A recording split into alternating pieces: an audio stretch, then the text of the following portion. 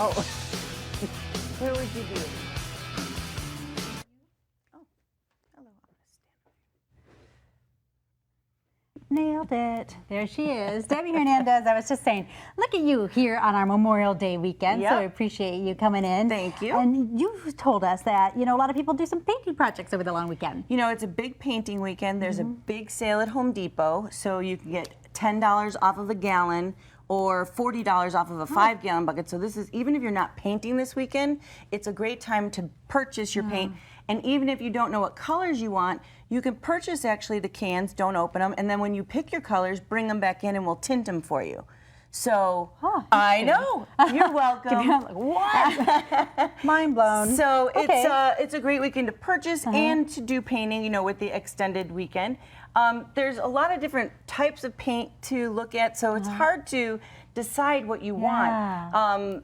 But one thing I can tell you in a nutshell is, it used to be you need to prep your walls with primer and then do paint. And it was like you're painting twice. But now, most of our paints are paint and primer in one. Nice. In some of them, in the case of Marquee from Behr, it is, if you pick their colors, it's truly a one-coat paint. Awesome. If you choose some that say paint and primer in one, most of them, even though it's combined, you still need 2 coats. So I just want to make that clear that if it says paint and primer one, does not mean it's a true one coat unless it says true one coat paint. And you like that Behr And brand. the Marquee is a true one coat, absolutely.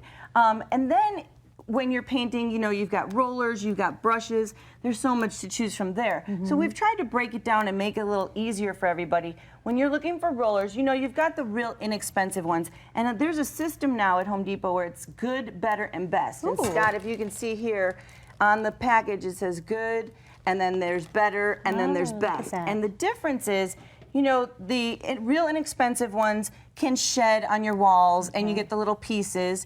One thing you can do to alleviate that is to dampen your tools. No matter what tool you use, you should dampen it first. So you just dip in water or under the sink and then dry it out with a paper towel, like so, until it's pretty much dry damp. Oh, okay. And you don't want to, brush it and see water flying. No. And then it prevents absorption, so your paint goes further. Nice. It's easier to clean because the water absorbs in the bristles and not the paint, so it makes it easier to clean. And your brushes last longer. So dampen your tools before, wash them after. That's a good after tip. that, if you're going to store your brushes, now there's a good, better, best in brushes as well. I like that you guys did So that. this is actually not a paintbrush, even though What it is looks it? like a paintbrush. It's called a chip brush.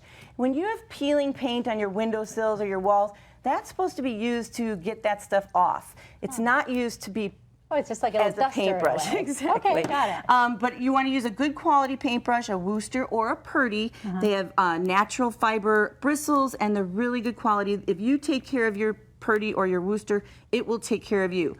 One good thing to do when you're after you rinse your brushes, you want to put a little hair conditioner because it is natural hair. I only saw the back and I thought, is this really? So this is really natural It's hair. Whose really- hair is this, Debbie? Who's donating to the brush natural cons? fibers, we're going to say. Okay. You put the hair conditioner in, and you can wrap it in some plastic wrap, like so. You don't have to put it in the freezer or the fridge or anything. And this will keep it nice and soft. And then this kind of gives you a circle because when you go to use it, you need to rinse out the conditioner so you're dampening your tool. So there you go. That's great. A hair care as well. That's Okay. it. With the rollers, the good, better, best, we talked about the, the standard inexpensive one, but the best thing on the market now is microfiber and also shedless. Oh. And they're made of a much more high quality fiber. The paint goes on smoother, and the higher the quality tools you use, the better paint project you're going to have. What's the price difference from well, your starter to your best? There is quite a difference, Really? and there's different brands, so it can vary. But you can get a 6-pack of these for like $8, Okay. and you get a 3-pack of those for like $12 or $13. Okay, so but it might be worth it. it is You don't want to so go back. worth it. That's You right. don't want to go back That's and have right. to do it again. And picking little Exactly. things that would drive me crazy. It would, and it's frustrating. You do all your prep, and then you go to paint, and then you have to fix. Yeah. It's not the way to go.